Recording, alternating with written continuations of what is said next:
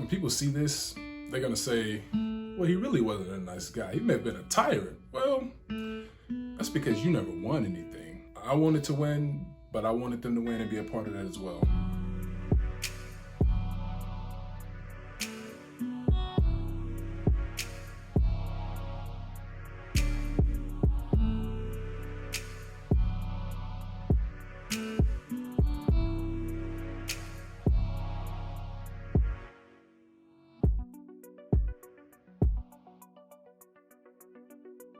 Look, I'm only doing this because it is who I am.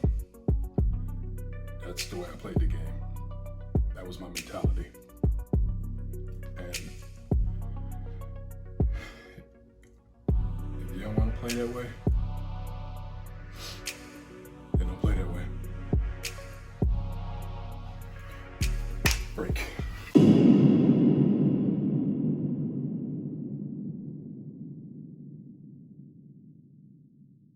What's good? What's good? Welcome to the Reed Report. Welcome back to the Reed Report, where today we are here to talk about high school football blowout.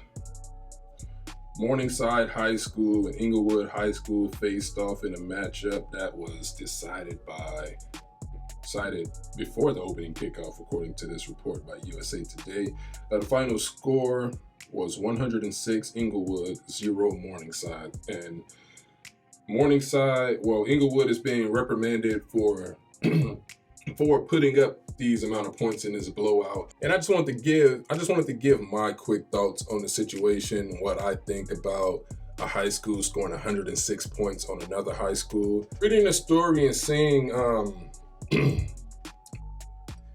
that this school, Inglewood, has 7 transfers who are all college committed, so they have a lot of talent on their team. And I'm assuming Morningside really isn't that good because they lost 106-0, or Inglewood is just more superior. But people are upset that they did this to this high school team did this to another high school team, and I'm inclined to agree off the bat with it being too much. Of course, a running clock, the score was 59-0 after the first quarter. Starters should have been pulled. 59-0, the game is over. They're not coming back in this game. They start the running clock, of course, like late in the second quarter, because you can't, this is not one of them things you look at a situation like, oh, anything is possible, this can happen, that can happen. Look, when someone is better, they are just better. They had their starting quarterback, Inglewood did. The guy went through 13 touchdowns. They say he's UCLA committed. I think it goes like this. You can't allow your quarterback to go in there in a high school game. I mean, they don't even do this in the NFL. You can't allow him to go in there or let him go in there and run up the score like that. You have to pull that kid. He has nothing to prove. He's already committed to UCLA. He's going to college, to a big Division I college. Now, the football program isn't really that much to speak of as of lately, but UCLA is still a historic college, and he's going there to play. If he's starting or not, I don't know, probably not. But 13 touchdowns, 59-0 at the end of the first quarter is a bit much. Some people say, oh, we need to quit giving participation awards, but it is different though. Like, there's still a respect level that you must have, in my opinion, when it comes to situations like this. Now, on the other hand, you can't really ask these guys not to score if they're pulling the starters and they're putting in the third string guys. If that's the case, I'm still coaching those guys off the bench. I'm emptying my bench. I'm pulling all my starters, especially my college recruits, especially the guys that are going to college who have these scholarship offers or whatever, these commitments.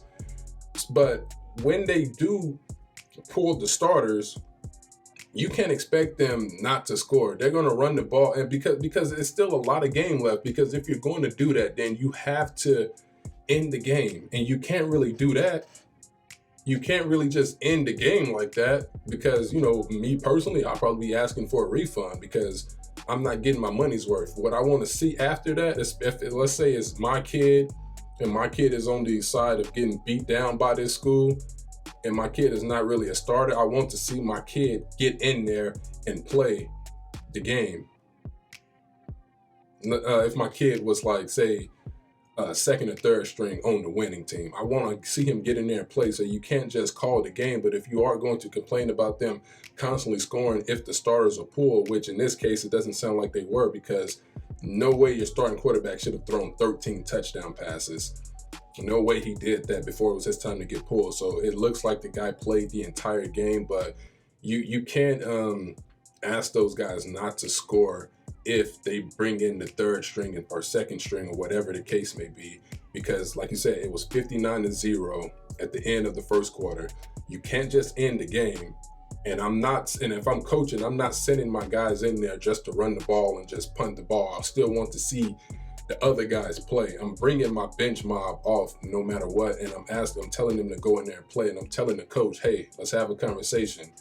I see what's going on here, but my guys have to play, my second string and third string, because there's no reason for that. There's literally no reason for them to do that. So I'll continue to follow this story to see where it goes. You guys let me know what you think about this entire thing. We'll see what happens as more information come out. They're saying they're launching an investigation, but what are we really investigating? They ran up the score, and also they said something about this coach was suspended in 2016 from a school he previously coached for playing ineligible players. So I guess they're looking into that as well. But for me, this is just about that particular game. And I do agree, you can't just go in there and send those guys to score. You know, I'm not about the scoring, but you can't have your starters in there like that. It doesn't matter if you feel like they didn't get enough time. If the score is 59-0 at the end, the opposing team is not coming back, you have to bench those guys. You cannot have recruits going out there, college players who go into college, go out there and throw for 13 touchdowns. That's a bit excessive. So I do agree with that, but it's like, what do you want them to do if, let's talk about the if, because people would still have a problem with this if he emptied the bench and brought in backup guys to play in that game and they still scored. Again, I'm asking them to go run plays no matter what. But again, you know, we'll see what happens with this story. I'll continue to follow it, monitor it, and see how this unfolds. But thank you guys for taking the time to hear me out. I do appreciate it. Be sure to like, share, subscribe, comment, and tell me what you guys think about this. Morningside losing 0 to 106 to Inglewood.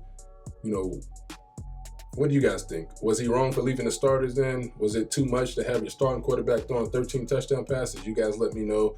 Until then, I really do appreciate you guys for taking the time to hear me out, and I will see you guys next time.